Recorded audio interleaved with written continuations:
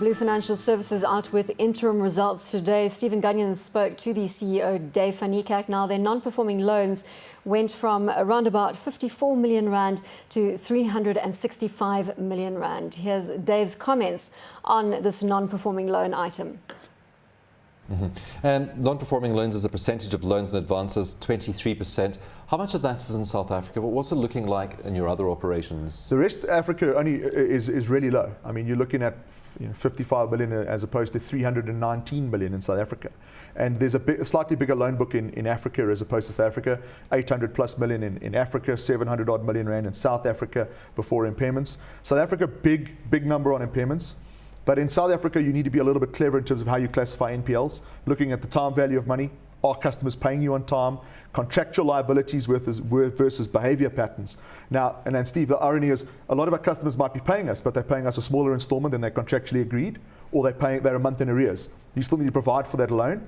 And in terms of how you operate in terms of IAS 39, even on performing loans, you need to provide for them based on the last 12 months trends. And we are in the 17-year cycle in South Africa, the worst possible year to look at trends to provide for on loan books. So he's a really, really nice guy. Sure. Difficult to get those, as Stephen was saying earlier, to ask him the tough questions because he comes back with an answer. But let's just look at this company now. They've stopped their aggressive expansion onto the African continent. Thank goodness. I'm sure shareholders are heaving a sigh of relief at this stage. They're restructuring completely. They're going to be exiting some businesses. They want to take 100 million rand out of their cost line. This perhaps they should have already done. Mm-hmm.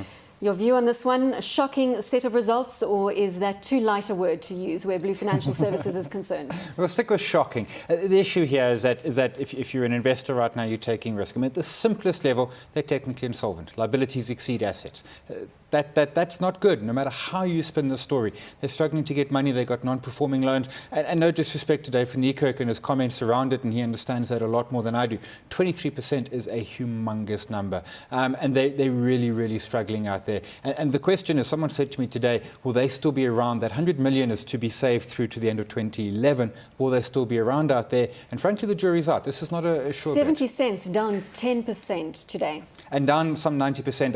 It's actually, and it's been in the 40s, so it's rallied from that, but that's the speculators coming in more than anything else. So the stock down 90% of its all-time highs. What do you do if you are holding Blue Financial Services and you're saying that technically they're insolvent? What do you do at the 70 cents level and you've lost 90% of your money? Do you bail at this level? Well, frankly, it's too late to panic, and the panicking was way back at 3-4 odd rand. I think in this case, you probably need to hold on because, as you said, you've taken the massive hit, but really write it down. I think if you're still holding on, an investor needs to go back to their strategy and says, what did I miss? What are my exit points? Why am I still in the stock when A, it's down 90% and B, technically insolvent? Were you ever in this stock, Simon? Me personally, no.